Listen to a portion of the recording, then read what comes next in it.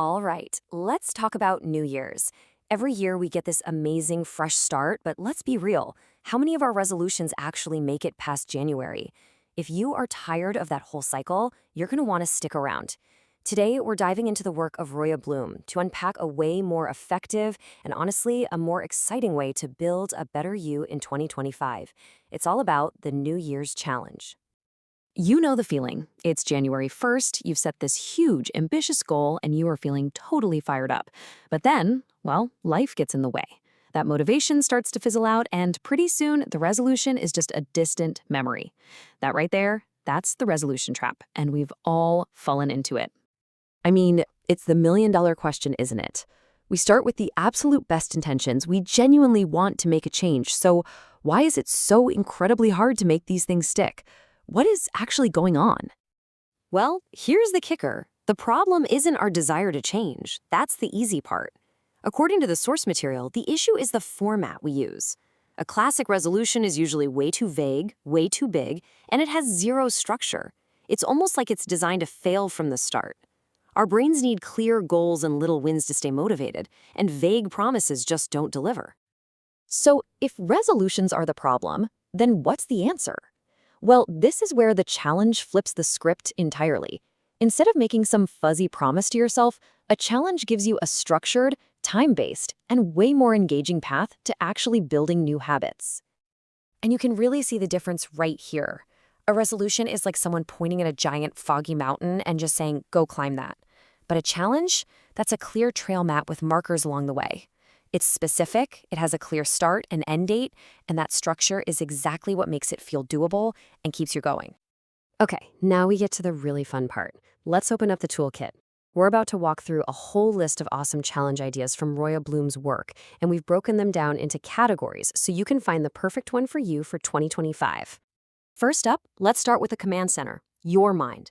These challenges are all about building a more positive, calm, and resilient mindset. For instance, you could try a mindful meditation challenge. We're talking just 5 minutes a day to seriously cut down on stress. Or what about a gratitude challenge, where all you do is jot down 3 good things that happened each day?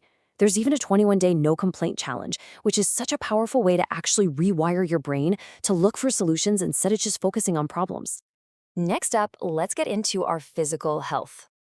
These challenges are designed to hit the reset button on your system, fire up your energy levels, and build some serious physical and mental strength. Now, this category has some heavy hitters you might have heard of. You've got Whole30, which is fantastic for figuring out food sensitivities. There's Dry January, a great way to take a step back and look at your relationship with alcohol. And for something really intense, 75 Hard is a super strict program built to forge some incredible mental toughness. Or, hey, it could be as simple as committing to 30 days of moving your body in a way you actually enjoy. And our third category is all about simplifying your life and getting a solid grip on your finances. These challenges are about creating more space, not just in your home, but in your head too. The Minimalism Challenge is a great way to declutter your space and your mind. A financial no-spend challenge, just on non-essentials, can totally change how you think about money.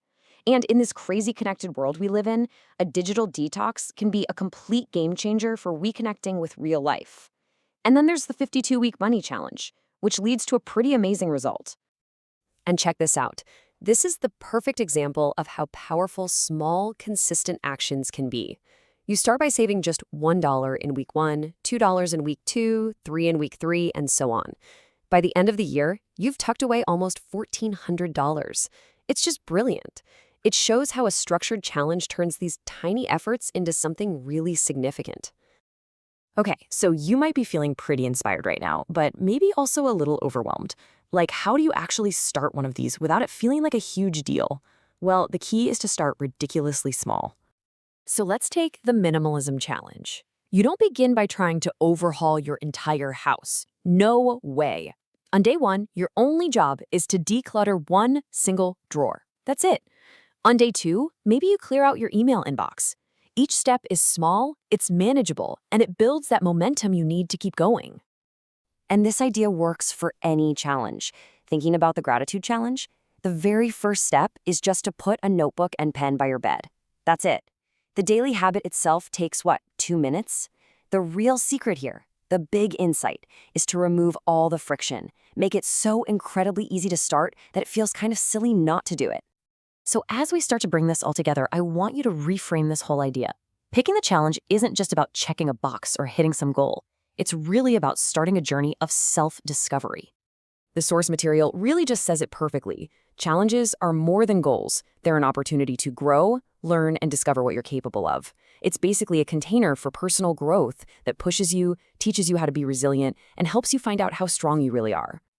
At the end of the day, this is not about being perfect. It's about being intentional.